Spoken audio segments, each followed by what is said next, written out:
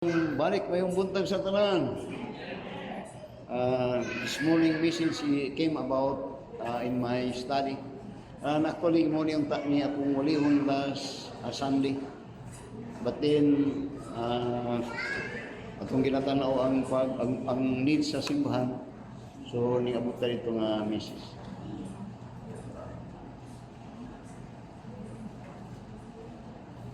Asa to sila, brad? We open your Bibles with me this time sa Matthew chapter 5, and we will be having the message titled Jesus Christ fulfills the law.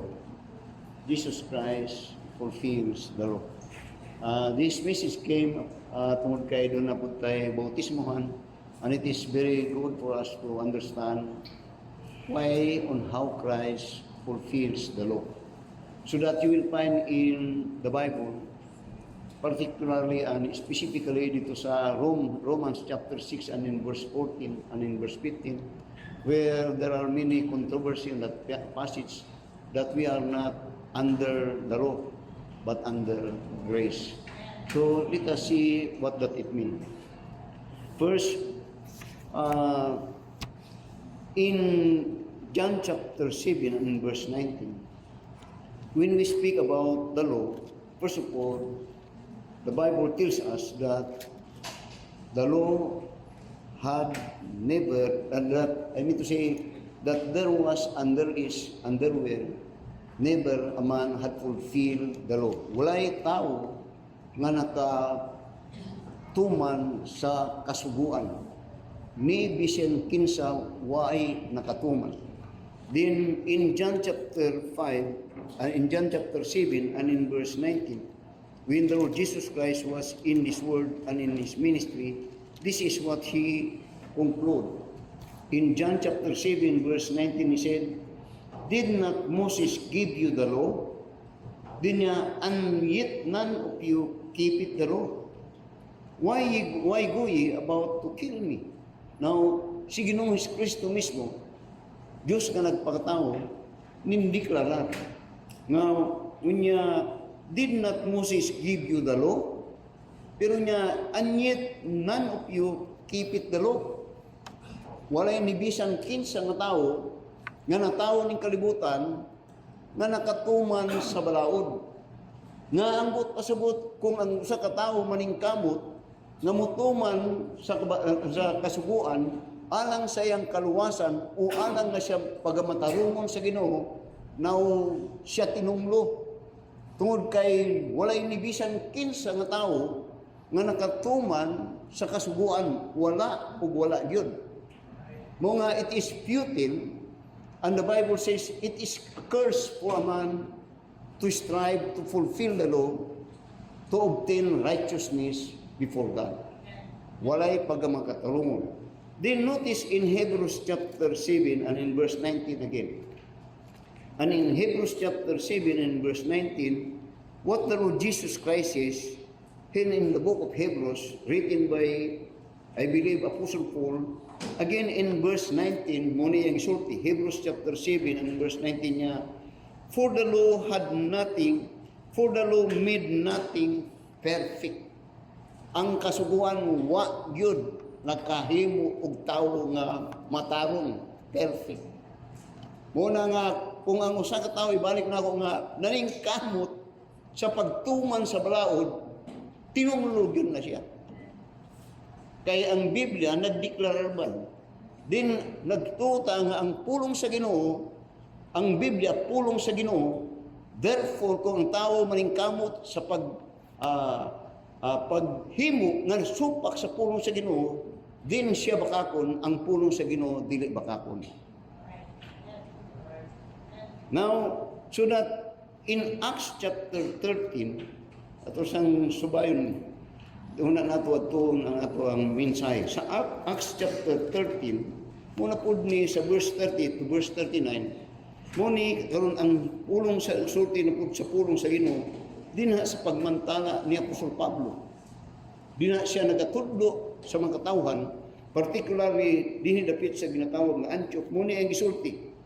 sa Acts chapter 13 and in verse 38, yun niya, "Be it known unto you, therefore, men and brethren, that through this man is preached unto you the forgiveness of sins."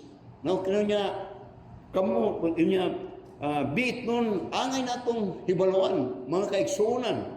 Yun niya, nga pinaagi ni ining nga tao, si Kristo, niya gimantala, gisangyaw, ang kapasayloan sa mga sala.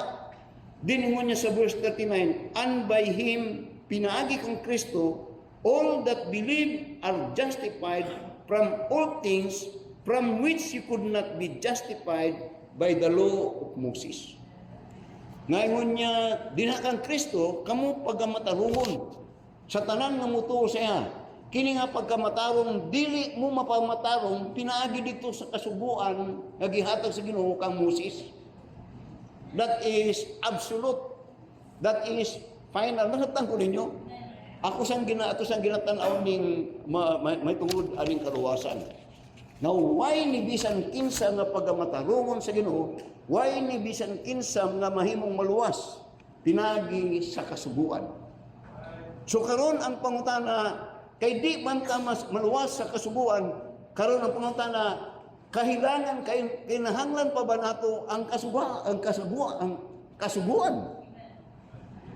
Nambot pa if we are not to be saved by the law or by the fulfilling the law, so ang kontrobersy karon mo ni, kinahanglan pa ba nato ang kasubuan? Di man ka maluwas diha sa kasubuan. Tanaw ninyo. Nauna sa tanan, ako lang ganun, ang kasubuan, parte sa pulong sa Ginoo.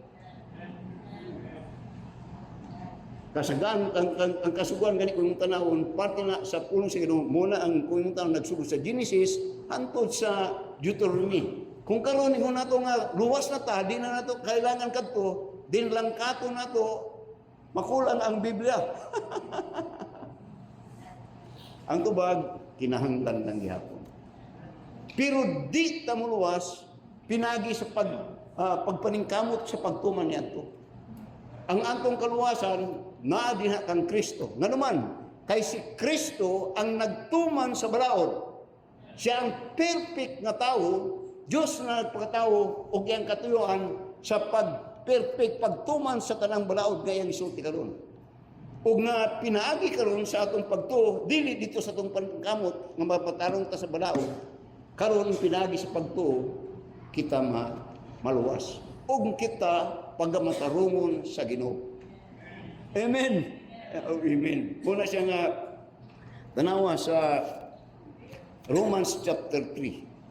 Now, tungod kay dili kita makatuman sa balaod o way makatuman sa balaod, karon mo ni ang deklarasyon sa Ginoo sa tanang katawhan. Romans chapter 3 and in verse 10 to verse 11. Ingon niya, as it is written, there is none righteous, no not one.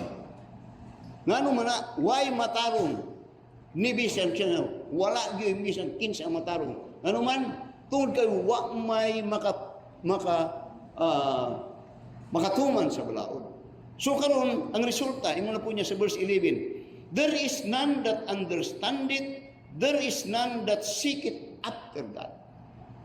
Then notice in verse 18 to verse 20, Romans chapter 3, verse 18 to verse 20 karon niya, there is no fear of God before their eyes.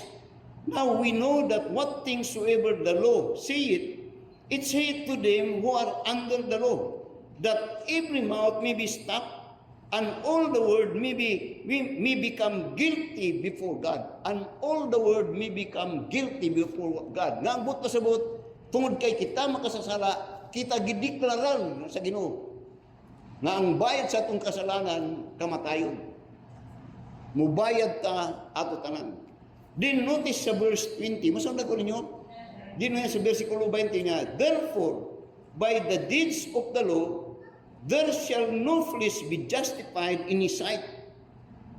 Now, muna nga, tanawan ninyo, magtungog Biblia. Mo po ni ang sakit o dili maayo sa daghang Biblia kasimbahanan. Particular itong akong gisimbahan nga dako nga simbahan nga perting dako nga nahimong basihan sa Pilipinas nga nahimutang the largest Christian nation in Southeast Asia.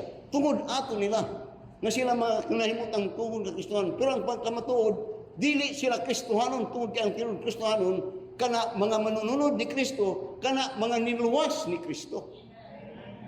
So karon ingon niya sa verse 20. Therefore, kining therefore, buot pasabot, muna ang conclusion. Tungod kay kita makasasala nga tanan, niya, therefore, by the deeds of the law, there shall no flesh be justified in his sight. For by the law is the knowledge of sin. So, darong nga buntag at tungtunan, kining doctrine o pagtulunan sa Matthew chapter 5 and in verse 17 to verse 19. Way maluwas nga tao kung wala ning anhi si Kristo. Walay tao nga moadtog langit kung wala ning anhi ang anak nga bugtong anak sa Dios Amahan nga si Kristo. Walay moadtog langit, way kaluwasan ang tanan moadto impierno kung wala ni Kristo ning ani diri. Ang iyang tuyo pag ani diri di lang kay nagbayad sa kusala, kundi namatay siya ug ang iyang katuyuan pagtuman sa balaod. Ug usa niya na sa iyang pagtuman kadtong sakripisyo sa iyang kinabuhi nga iyang gihatag dito sa cross sa Calvary. May buntong sa tanan. I'm a little bit excited with this message. Now, first of all, there is a great controversy when we speak about this doctrine of salvation. Salvation is purely by grace through faith. Pero daghan po mga tao nga religyoso nga ang ilang gusto nga ang kaluwasan pinagi sa grasya o pinaagi sa buhat. Or in short, dunay controversy between grace and what we call law. Daghang tao na nagagunit lang gyapon sa doktrina may tungod sa kaluwasan pinaagi sa mayong buhat. Ug nga apoy mga reliyoso nga mga tao, nga mga simbahan nga nagatuo nga ang kaluwasan pinaagi sa grasya uban sa mayong buhat. Now, kining duha dili makahimo sa usa ka tawo kung mo na tinuhan nga maadto siya sa langit o mapasaylo ang iyang sala. Kini nga tawo kung iyang pagtuo nga ang kaluwasan pinagi sa pagtuog mayong buhat kana dili na dawaton sa Ginoo. Wa pud na gitudlo sa Biblia. Ug kung doon na po'y mutuo nagtudlo nga ang kaluwasan purely pinagi sa buhat kana dili pud na tinuod, di na pud dawaton sa Ginoo. Nga ang buot pasabot kini nga magtulunan iya ni sa demonyo. Dili ni iya sa Ginoo. Now, tanawa. Okay na mo? Now, notice in Romans, Book of Romans, chapter 5. Romans chapter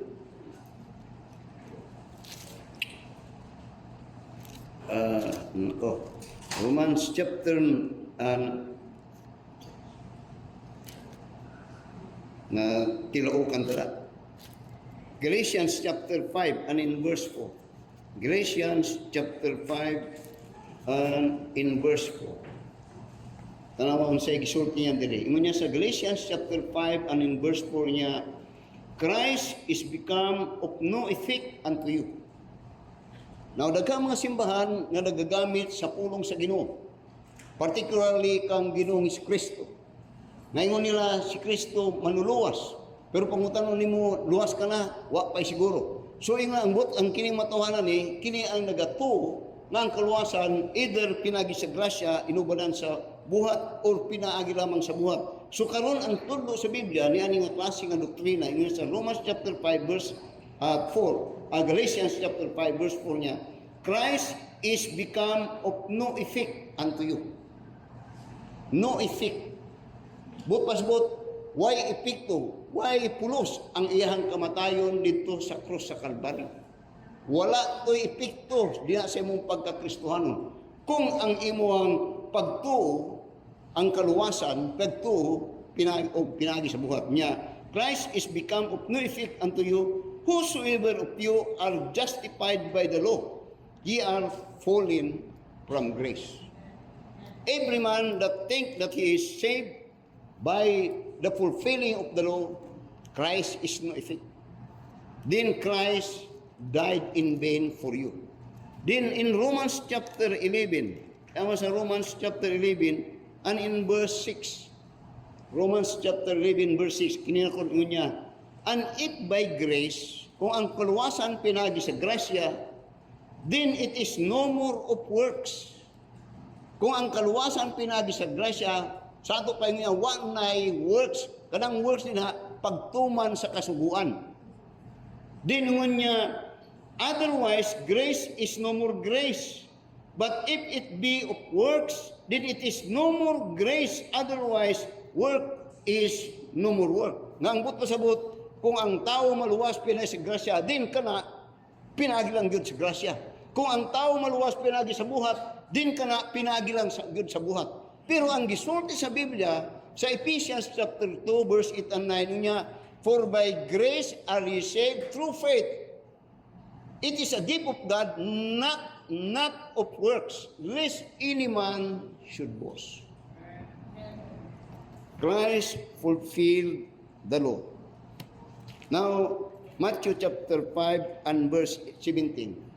Ano nga sa Matthew chapter 5 now and in verse 17, and I will read from verse 18 to verse 19. Ngunya, think not that I am come to destroy the law or the prophets.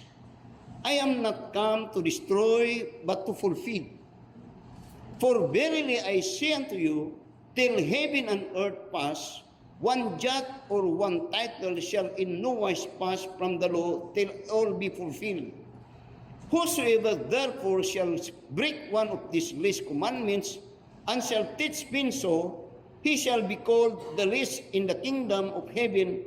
But whosoever shall do and teach them, the same shall be called great in the kingdom of heaven. Now notice sa verse 17.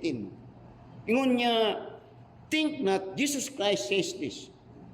God says this. Ingon niya, think not that I am come to destroy the law or the prophets.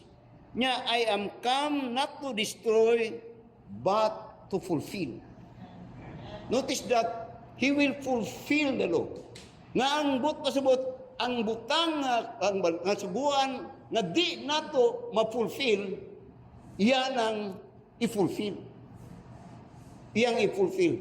So, unsay but pasabot nini? Now, ingon niya, think not that I am come to destroy the law. Now, first of all, daghang mga tao nga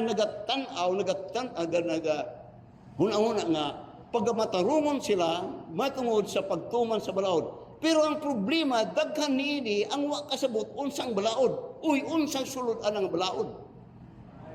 Now, kung maghiskot tag balaod, una sa tanan, doon na tulo ka mga tinudluan or party sa kabalaod nga dideklaran dito sa daang tugon.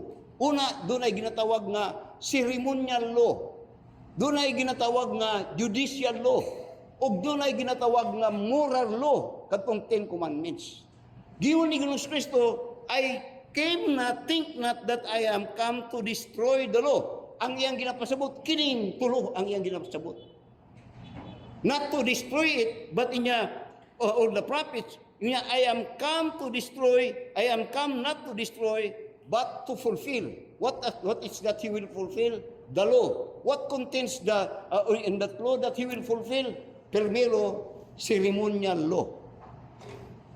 Now, when you speak about ceremonial law, this is a kind of worship in the old time in which when you worship God, masabtan ko ninyo, usahay mo na nga gusto ko magbinisya para masabtan ni Mayo, nga ang busap pasabot, kung naghiskot ang ceremonial law, kini naghiskot sa ilahang pag-worship.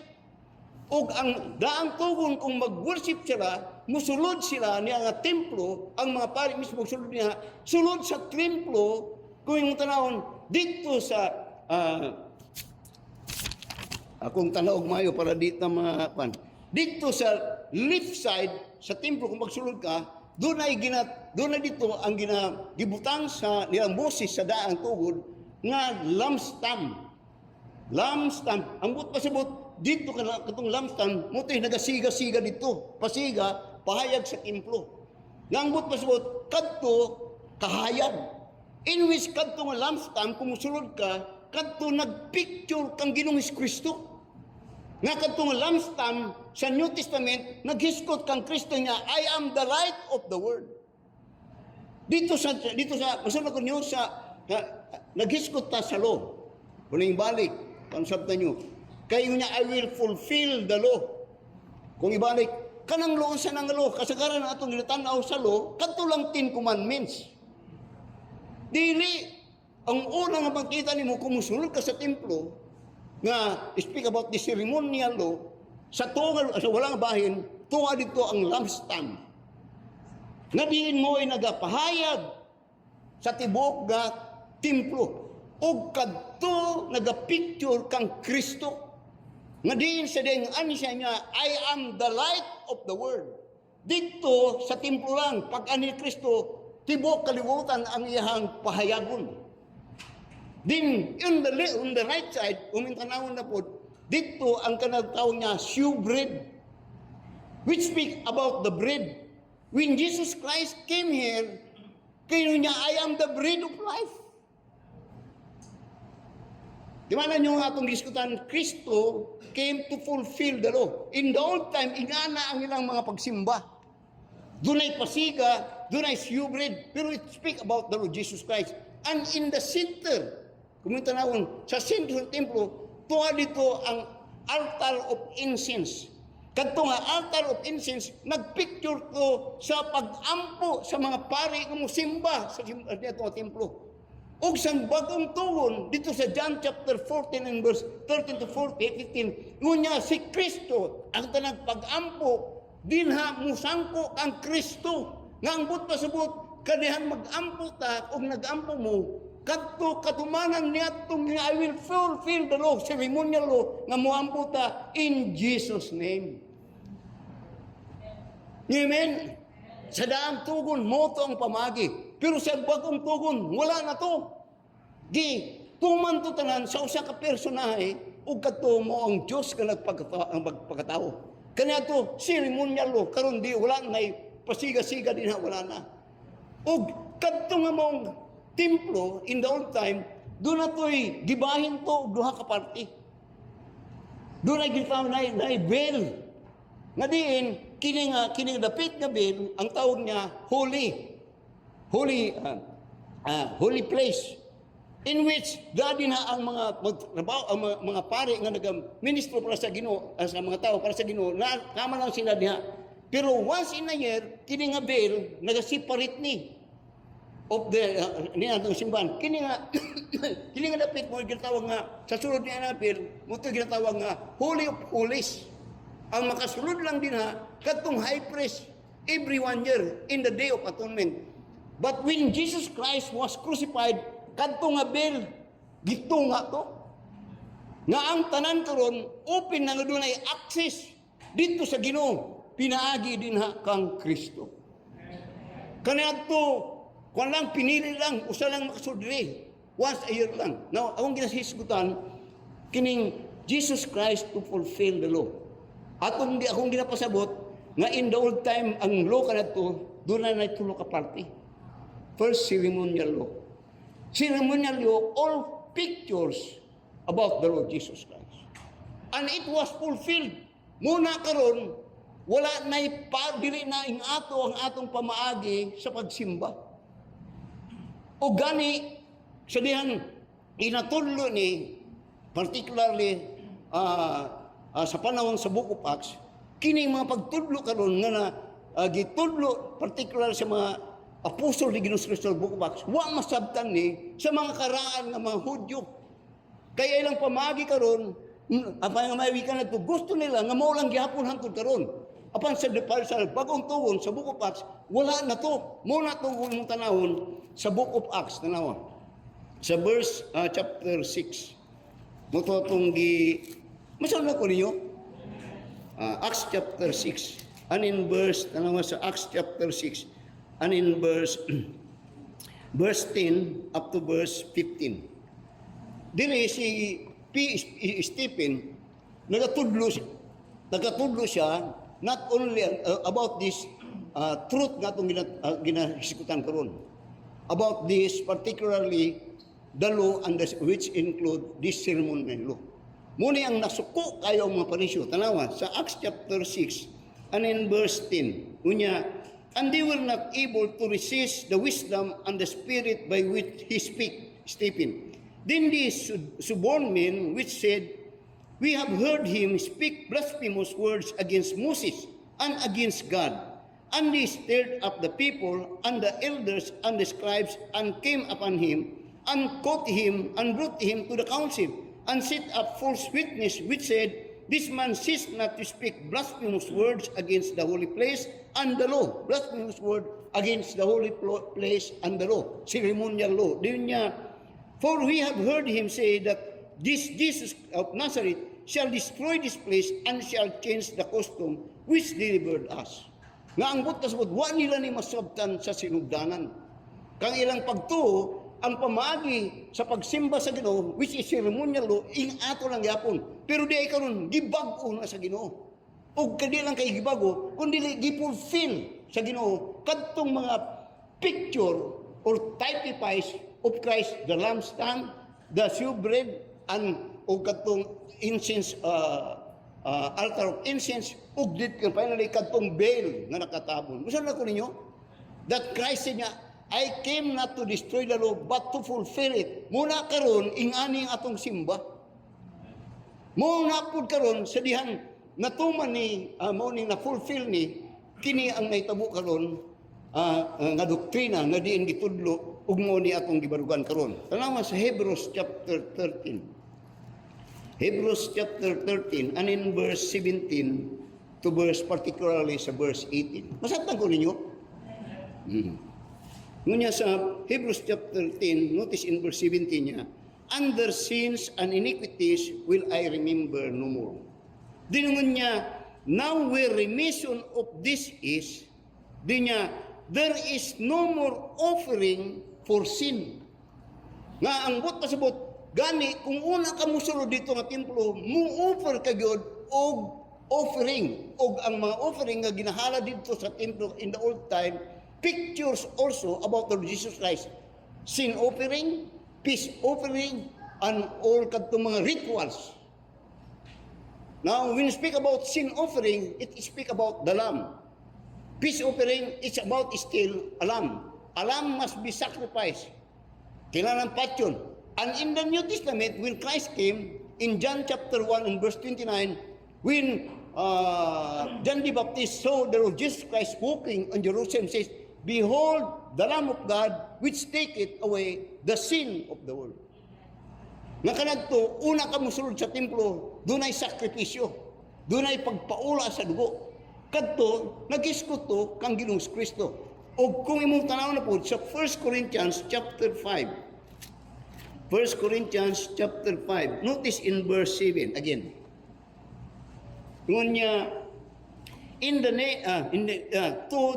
verse 1 Corinthians chapter 5, verse 7, ngunya, purge out therefore the old leaven, that ye may be a new lamb, as ye are unleavened. Dinya, for even Christ, our Passover, is sacrificed for us. Kanato di ka pwede mo sulod sa templo nga way ihawon, way sakripisyo, nga kung kuan pa substitute alang sa mo. Kadtong substitute alang sa mo, bayad to sa imong sala, kamatayon. Kung ang gihatag nga ang ripatay nga lam, kadto mo substitute sa inyo. Now listen. Usay na yung mga panahon nga wapunta kung dito lang giapunta nga pamaagi ba.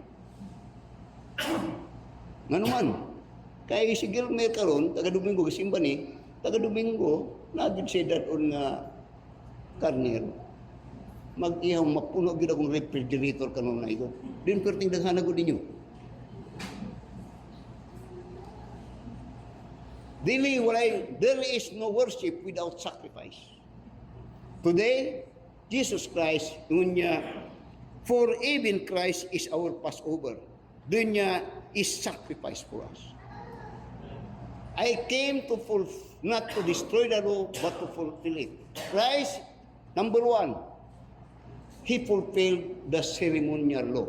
The ceremonial law speak worship, and in that worship, it entails sacrifice. Sin sacrifice, sin offering, peace offering, and the rituals on it. Karon sulod ka, doon ka na direct access sa Ginoo by faith in Christ Jesus. Muna karon ang fulfillment ngayang himo as pertaining to worship. Amen? Muna nga, muna siya nga kining Katoliko, kana actually, kung yung tanong, pero dili perfect nga naskopya nila ang Old Testament worship. Ang muna, doon at pa sila ay pari. Ang ilang tawag silang pari. Ang gamit sa pari, motoy mo offer o sacrifice sa Old Testament. Motoy mo dawat sa madugo, ihalad niya dito sa altar of incense. Siya ang burnt sacrifice siya. O ang pari, ang trabaho ka na ito, siya ay muampo para sa mga tao, din sa Ginoo. Muna, doon ay ginatawag nga kumpisal. Karon dili na. Wala na. Dili na na. Kay kung sumanon tong daan nga sugo, muna ko, mong sakripisyo, ay kadaghang mahurot. Kung baboy, tugtan nga baboy ang yawon, puno. Kung karnero, adlaw at Domingo, punog karnero na nga dapit. Kung sundon yun, lateral ang trabaho sa Old Testament priest. Karon dili na kadto mo kumpisal siya, dili na. Kita, we could pray for God, but when we speak about confessing our sin, it is not that because we are kadto nga sin nga confess mga pangamataron sa to. Dili. Ang tudlo niya karon sa 1 John chapter 1 verse 9, but if we confess our sin, He is faithful and just and to forgive us our sin and to cleanse us from our righteousness. O kana nagabase na sa confession, nagabase na sa atong relasyon diha sa Dios. Diyos, when you are saved, God now become your Father and you are His Son. Nga kung bot pasabot kanang relationship kana intact na relationship, God is your Father, you are His Son. Pero kung makasala ka, mga kapasaylo, kana nagisgot nga ang mahinder, mapiktuhan lang when you sin against your Father is your relationship, is your fellowship, not your relationship. Katong yung fellowship, ako na pong ginabalik, muna nga amahan, kung makasala ang yung anak, masuko siya. Pero dili pasbot nga nawa na ang ilang relationship, naalang gihapon. Pero ang fellowship mo ay nadaot. Pero kung ngayon pasaylo ang anak, mabalik to nga fellowship. Amen. Now, another part of the law, there is what we call judicial law. And that judicial law, but pasabot mo ni, sa Ezekiel, sa Old Testament, chapter 18. Ezekiel chapter 18. Muna yung isulti. Ezekiel chapter 18 and Ezekiel chapter 20. Muna sa Ezekiel chapter 18, verse 4. Inya, behold, all souls are mine, as the soul of the Father, so also is the soul of the Son is mine. The soul that sinneth, it shall die. That is the judgment of your sin, of our sin. Sin must be paid for, and the payment of our sin is death. Kanawa sa verse 20. Agun niya, the soul that sinneth, it shall die. The Son shall not bear the iniquity of the Father, neither shall the Father bear the iniquity of the Son. The righteousness of the righteous shall be upon him, and the wickedness of the wicked shall be upon him. Ang iyang ginasulti mo ni sa Romans chapter 6 and in verse 23 niya, for the wages of sin is death. Ang wages of sin is death. And in that judicial law, mo na judicial law. But when Christ came here, He came to pay the sins of the world. And that payment, kadto na fulfill kang Kristo, kadto na bayad. Kadto, ang bayad sa ilaha kamatayon, mga karniro, pangyawon to, a substitute for them. Sila nga ipat yun. Pero sa ang tulo sa Ginoo in the day sa atonement nga ang kapasayloan pinaagi sa pagpatay sa karnero. When they did it, they believed on the word of God, but that is a faith that nagapudlo dito sa muabutay nga karnero sa Dios. Kadto ang pure nga karnero, unblemished nga karnero nga diin gitagana sa Ginoo nga iyang ihatag as a sacrifice. For God so loved the world that He gave His only begotten Son, that whosoever believeth on Him should not perish but have everlasting life. Judicial law was fulfilled by God through the Lord Jesus Christ, not by man. Makita ninyo? No, sa Old Testament ingato. Balik na po na ako. Ayun, di good. Abin mo, in the law, you have to, grabe yun. For you to fulfill, you have to, kadto, usa, somebody should be killed in your behalf. But that is in the Old Testament law. Pero in the time of the New Testament and even today, that judicial law was settled by Christ when He came to die for us. Tanawa, Romans. Okay na mo? Romans, para masabtan nato ni, di lang itong napulo kasuguan, dili. Kayo sa ikadtong napulo kasuguan lang kanunay atong ginatanaw. Tanawa sa Romans chapter 10.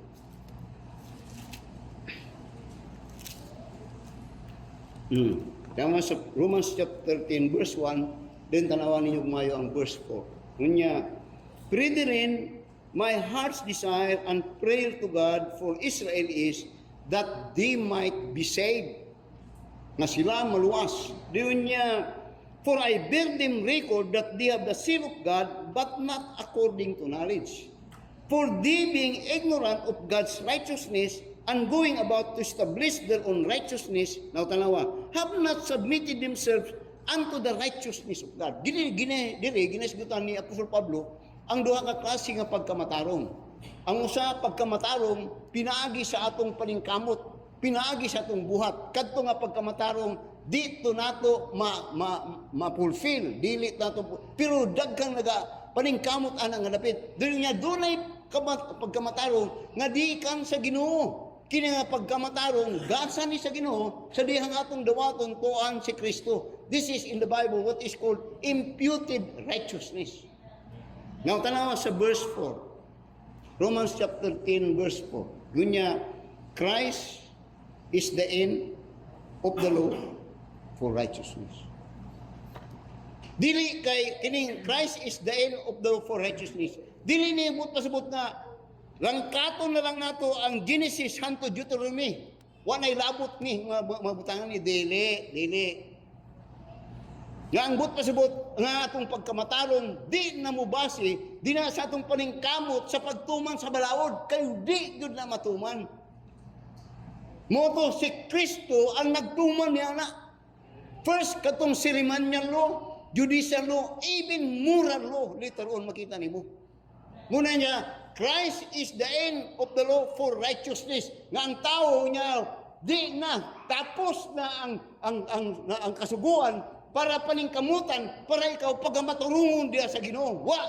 Di na magbasi. Ang basihan sa tao para siya mahimong pagamatarungon sa Ginoo, mapasaylo ayon sila, maato siya langit kung mamatay siya, di na siyang pagtuo kang Ginoong si Kristo.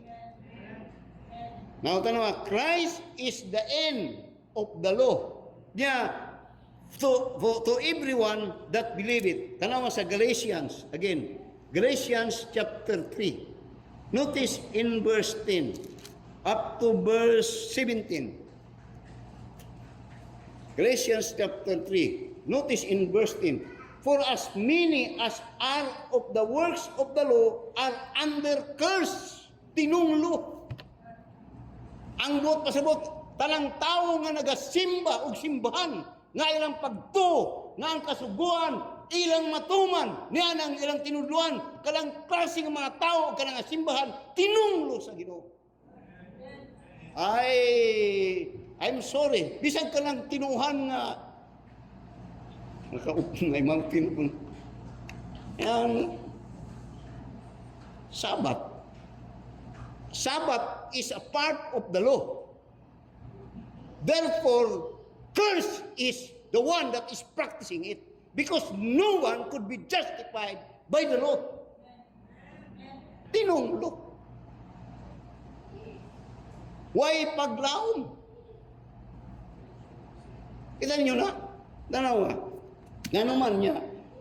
As for as many as are of the works of the law are under curse, for it is written, cursed is everyone that continueth not in all things that are written in the law, in the book of the law, to do them. Ngangbot pasabot, kung gusto ka, pagamatarungon imong kagalingon, di na sa pagtuman sa kasubuan, di tumana ang tanan sa tibuok ni mong kinabuhi.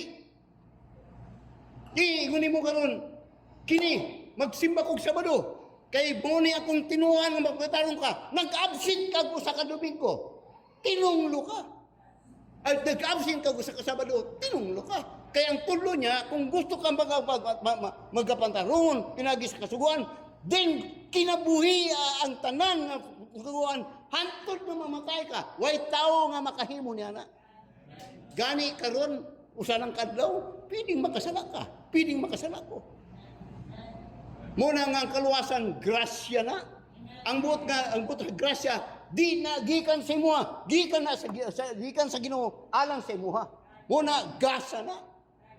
Dili pwede nga na ako naghatag ko gasa sa akong kagalingon. Oh, flip. Ang gasa gikan sa uban, imong madawatan. Now, don't you sa ilo lang ko sa Ginoo. Basta doktrina sa kaluwasan ay larang gyud na kog sungal. Amen. Now, tanawa. Excuse me.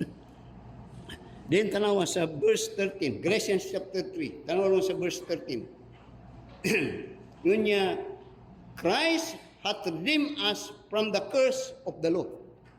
Now, tanawa lang na, ang kaluwaan niya, ang balaod, ang nasa balaod niya, mga tinunglo. Pero yun sa verse 13, Christ had redeemed us from the curse of the law. Si Kristo, yun niya, i-redeem ta. Di, kung sa pun siya pa, tuway mo ang sing-sing dito, gi-auction na, kay nakuha mo, doon ay nagbayad niya ito, gi-redeem niya to. Dili ikaw, si Kristo. Yeah, Christ had redeemed us from the curse of the law, being made a curse for us. Muna, siya ang gitunglo. Mo nga sa iyang kamatayon, halos tanang tao, crucify him, crucify him, crucify him. Kung sa'y buhaton na ito ang Kristo, kisa si Barnabas o si Kristo, ang mga taong sadan niya, si Kristo i-crucify. Christ was cursed for us. O ito ilang gibato-bato, ilang giludan-ludan. Amen. I said, Christ, I think not that I am come to destroy the law, but to fulfill the law. What is that in the law that God has fulfilled? One, the ceremonial law. Kasi inibot na mong pasabot, Pastor, we are redeemed, that was fulfilled by Christ. Di ko mo to, Pastor, di ka mo to, simba, pagdalag karnero. Kay mo na kailangan sa daan ko. Ihawon. Then butang sa director, magpapait ko. Second, Christ had fulfilled the judicial law. It is your must have to pay for your sin. What God did, He paid your sin. Last, moral law, which is what we call the Ten Commandments. Ang Ten Commandments, sabihin sa tuyo niya, as a whole, ang Apolo Kasugan, anong gihatag nga, para ang matago sa magkinabuhi nga badaan. The Ten Commandments is given that man may live in holiness, in righteousness. Muna nga, sa katong napulog sa tanawon ni mo to, kadto nga makabasi kang nakasala ko, nga ang but pasabot, di yun kamabalaan niad ko. Ang katuyuan atong napulog kasugo, nga di ka mag-adultery. Ang katuyuan atong kabalaan nga sugo, nga di ka magpatay. Ang katuyuan atong napulog kasugo, nga musimba ka Diyos, ang usalan ka Diyos, di ka magboto santo-santo. Na. Tingnan, ako niliyo ko, Pastor, santo-santo, tinunglo ka. You are cursed. Si Kristo. Now, generally what the Ten Commandments purpose, that all that will obey will live a holy life. Buotan. Di mga bit, di mga wat, di musukol o ginikanan. puro maayog yun tanan. Pero yung why nakatuman na? Why nakatuman? Ang nagtuman si Ginoong Hesus Kristo. When Jesus Christ came here, He lived for 33 years. No one could say point that He committed sin against the law. Muna siya kung tanong when He was crucified, He was examined first of all by the priest. And the priest yung tanong, walang may mahimong kwan. So and they found fault in Him. And they found no fault in Him sa Biblia. Ang ilang gibuhat, nagbuhat sila mga bakakon, mga witness. Then, paliteron sa kamot ni Pilato, gi-examine na po siya. Sa gobyerno, Pilato representing the government. Yung ni Pilato niya, I am innocent with this just person. Innocent ko. With this innocent blood, wala din ko nakita nga sa Then, he was judged among the thieves. Mga dautan na tao. Katong nasa cross, nakawan niya sa cross, katong sa inyo niya, huy, paghilom din ha. Kay kini nga tao, why na buhat ka sala? 10 commandments is given for every man to live holy life, but no man had fulfilled it. Kita tanan makasasala. Wala asta tong pari, mismo ako. I'm sorry if you think that I am ma-fulfill na ko dili, but I have by faith kana gifulfill na ni Kristo alang kanako. Nga ang akong pagkamataron karon, you listen. Nga akong pagkamataron karon, di na nagabasi sa akong kaguligon, dili nagabasi na dito sa akong pagtuo ni atong Dios na nagfulfill the law for me and for you. Nga ang taong karon ngunya sa John chapter 14 verses niya, I am the way, the truth, and the life. No man cometh unto the Father but by Christ alone. Walay muadto sa langit kung dili kang Kristo. Dili pwede sa simbahan, pwede sa imong pagkamaayo, dili sa imong pag-ampo, and so on and so forth. Christ is the only way. Muna tanaw. Acts chapter 4. Acts chapter 4.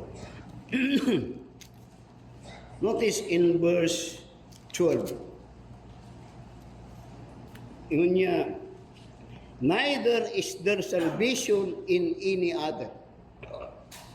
For there is none other name under heaven given among men, now whereby we must be saved. So that Jesus Christ was a Savior. You understand why Jesus Christ was a Savior? Because He fulfilled the law. And so fulfilling it, in this moral law, He had to die on the cross. Naghatag siya siyang kinabuhi dito sa cross. Tungkol kay ang bayad sa sala, kadtong kamatayon. O kadtong magbayad sa sala ang kamatayon, dili pwede ang tao. Kaya ang gidiman sa Ginoo as a picture in the Old Testament, in the Day of Atonement, under atonement, kinanglan nga ang lamb must be unblemished. It must be unblemished. Why ni bisag unsa nga tatsa pure.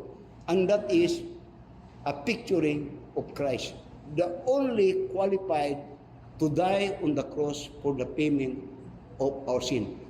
That God said when He was here niya,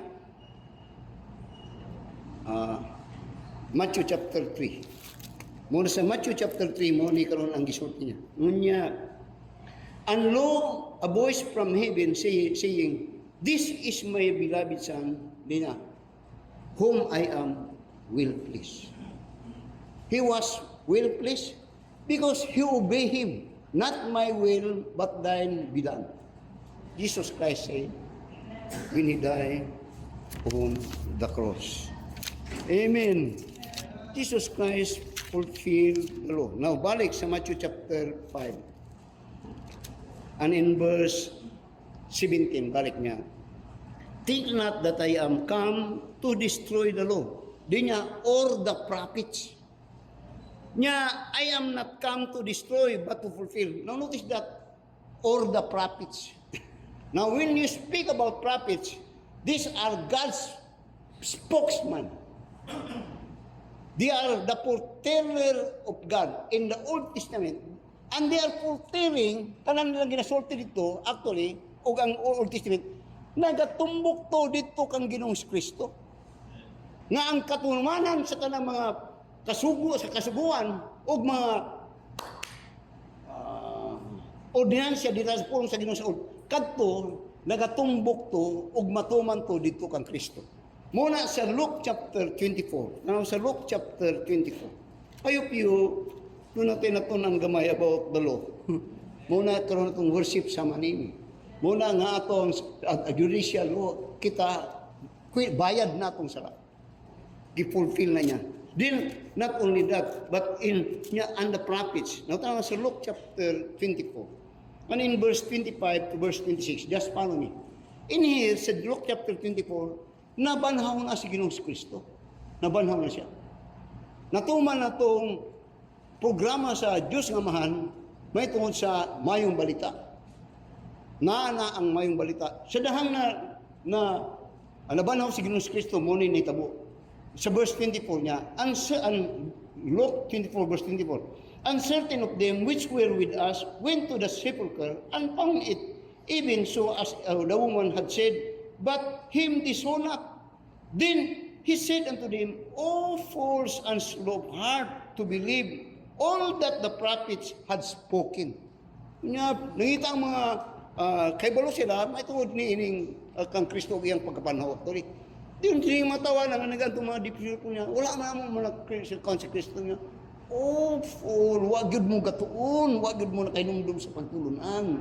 Ug daghang mga sukol Kristohano nga nadiri gatanga-tanga pero nagapamati pero wa kabutang sa utok kung sa'y napamatian.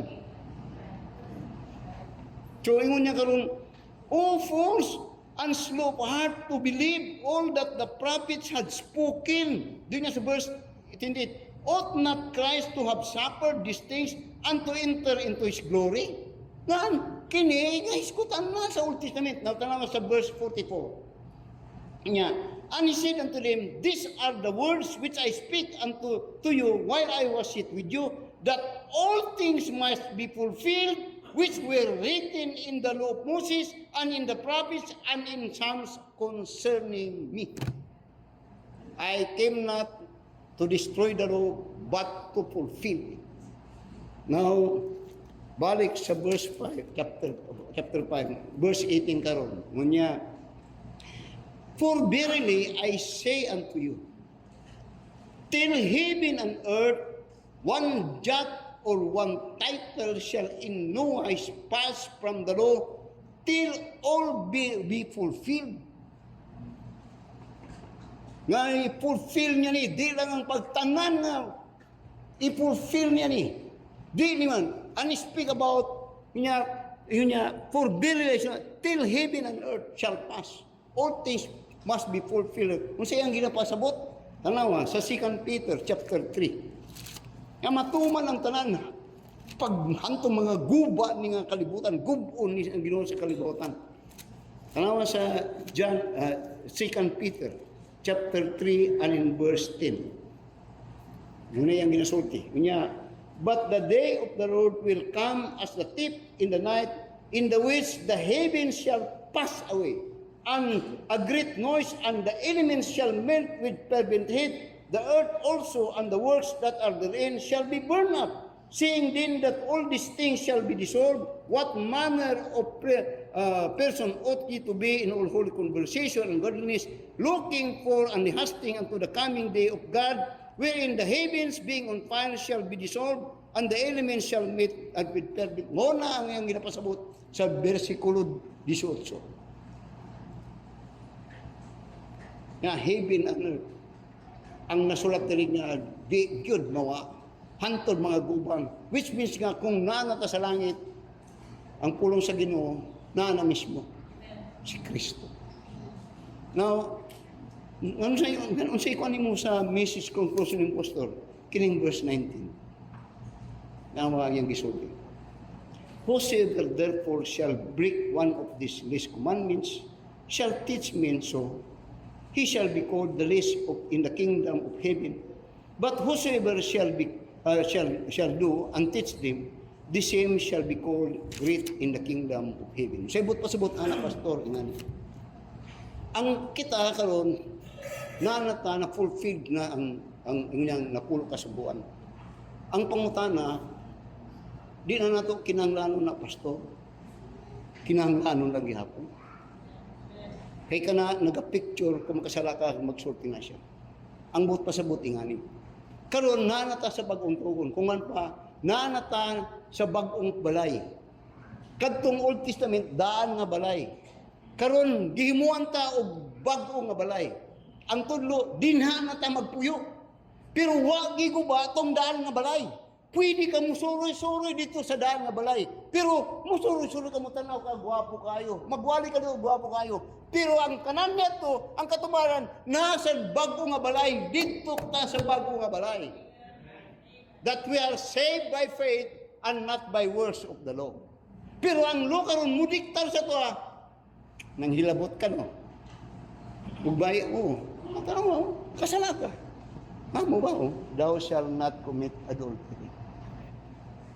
Now, to be honest, I'm preaching in the Old Testament. But when I speak about salvation and my righteousness, dili dito. Kung dili nadiri ang grasya nga itong mabatunan dinhatang Kristo. For by grace are you saved through faith. It is a gift of God, not of works, lest any man should boast. Christ fulfilled the law, that you and I may be forgiven of our sin. Ngani, before I close. When we speak about forgiveness, doon ay duha konsepto ang kapasayloan. Doon ay ginatawag nga human side of forgiveness. Doon na po'y God's side of forgiveness. Sa human side of forgiveness ngani. Kung makasala, kanong na ako kadungog na mo ni. Kung makasala atong anak, labi nag-grave siya na, bunalan ta kang bata karon, bunalan ta kagyod. Do wala gyud kay allowance karon madawatan. Do ang anak nimo, mo ni si Angel kanadto.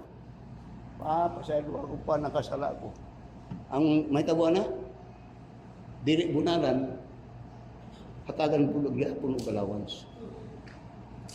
Ingana na magpasaylo. Nga makapasaylo ta nga without paying the price of the sinner. Sa ato sa Ginoo, dili. When I am forgiven of God, Christ paid the penalty so that He is righteous to forgive me because although I have sinned, the sin that I committed was paid by the Lord Jesus Christ on the cross. Muna ingon niya, dead to sin, and you are baptized on in the death of Christ on the cross. Ang term niya, we are identified on His death. I hope you get that. Nga dihang napasayot na sa Ginoo, di bot pasabot nga gunali, wala bayad pa sa Ginoo atong sana. Gibayaran niya o si Kristo ang nagbayad niya. Let us all stand up, I think, and let us pray. Our dear Heavenly Father, Lord, salamat sa mensahe. Sa imong pagkamahigugmao nga sa imong pagpakatao, ang imong katuyuan, sakripisyo. O kadto sakripisyo tungod kay ikaw Diyos nga balaan, o ikaw nakikinabuhi sa mga taong dautan. Ikaw gispasanginlan, apan walay dautan mga butangan ng gawas sa imong mga baba. That like a lamb going to the slaughter, he keep his mouth shut. And there is, and the Bible says, Satan had nothing against me. O katumanan dito sa iyang pagbayad sa mong salat. And that is the judicial law. And before he even died on the cross, he lived a righteous life, fulfilling all the law, the moral law. And today, that ceremonial law was abolished actually. Karon we could approach the throne of grace with boldness, entering into thy presence through our Savior, the Lord Jesus Christ. Lord, these are marvelous truth. That without Christ, no one would be forgiven of their sin. Without the sacrifice of Christ, no one would enter heaven. But praise God, The Bible says Christ died for our sin, that in Him we might be saved and that our sin are all forgiven. And then when we die, we are bound to heaven. Salamat Ginoo sa nining kamatuoran. Kung doon na may kalag na wala makadawat dihi kanimo karon, tabangi sila nga mudawat sila diha kanimo tungod kay ang kaluwasan grasya, gasa o kini madawatan pinaagi sa pagtuo ug pagtuo diha kang Kristo. Kini among pag-ampo ginalaman sa ngalan ni Jesus. Amen. If you're not saved, you could be saved. Just believe and receive Christ as your Savior. And if you are saved, be faithful. Be faithful in declaring this truth, that Christ fulfilled the law, that you may, by the grace of God, could be forgiven and could be saved. My faith looks up to thee, the Lamb of Calvary, Savior divine. Now hear me while I pray, take all my guilt away. Oh, let me proud this day be.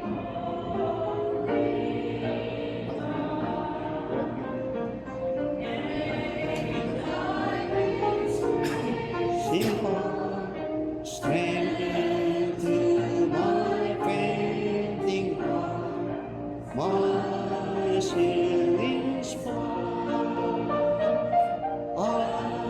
as thou hast done for me.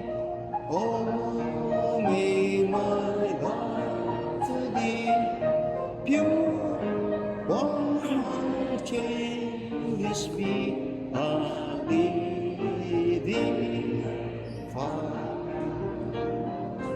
While life's dark maze I tread, and graves are up His prayer, lead, oh my God, be thou instead today, wipe sorrow's tears away.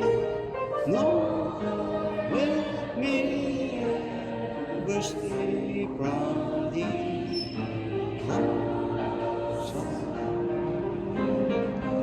When in life's trials in thee, when this old silent stream shall me blessed Savior, there in the field on this traffic. Oh, let me say,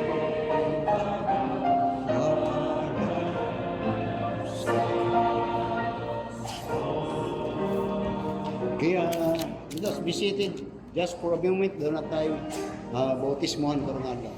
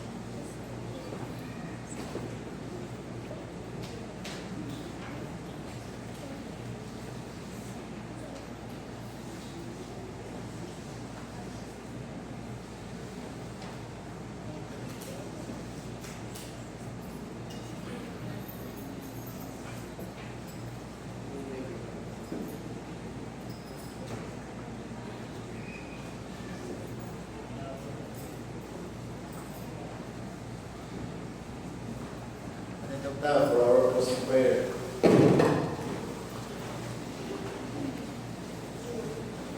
Our most gracious and loving Heavenly Father, we thank you so much, Lord, for the message this morning. Thank you, Lord, for feeling the law. And thank you, Lord, for the grace in whom na itawag dinikahan mo, Lord. And thank you for your life on earth before you were righteous. Nothing amiss was sin indeed. Because you fulfill the law for us. Thank you, Lord, for the salvation by grace through faith that you have given us, O Lord. So, tabagin kami, Ginoo, na isipin mo mga anak, mag-please ka naman, Ginoo, by doing those good things, ngayon ikuman ka naman, Lord, isipin mo mga anak.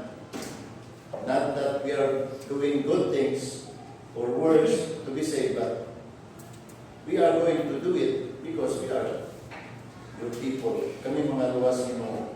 Kung ikaw matarong, ikaw righteous, ang ngayon lamang na mapinabuhi, kami Ginoo kabalaan. Thank you so much for the message. Salamat ng pastor sa imong paggamit kanya Ginoo. Salamat sa iyang pagpudlay, Lord, to teach us about this message. Salamat Ginoo sa iyong mga katawan na Ginoo nga sabtan binubay Ginoo ang mga mensahe about the Lord Jesus Christ who fulfills the law. Thank you so much, Lord, for the comprehension, the wisdom, Ginoo, O salamat Lord sa usa ka kalagaron nga usa ka luwas o tuman diya Ginoo sa mga Lord sa pagkabautismo. Salamat Ginoo nga siya nagpaila karon nga siya magtotoo o siya sa Kristohanon. Ako nag-aapo kami Ginoo nga ikaw mga tabang o mga kanya kanunay sa imong mga pulong na magpikon siya sa iyang pagtuo. Thanks so much for the success of our service this morning. Sa mong pagbawi karon, ikaw pa dayon Ginoo magawagan ka namo, maga-safety ka namo sa mga dalanon hangtod na makapali kami Ginoo sa mong pagsakay sa ka. And this afternoon, ang pangamuyo na ikaw pa dayon Ginoo